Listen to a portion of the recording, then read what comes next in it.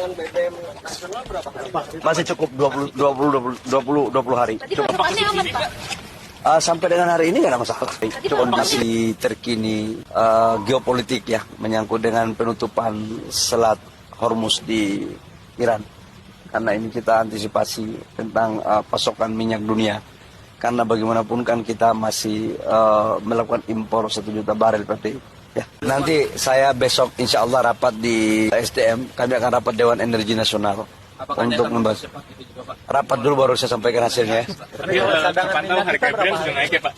Ya berlahan-lahan sebagian sudah mulai ada perubahan harga naik. Kalau cadangan BBM nasional berapa hari? Masih cukup 20 hari. Tadi patokannya aman, Pak. Sampai dengan hari ini nggak ada masalah.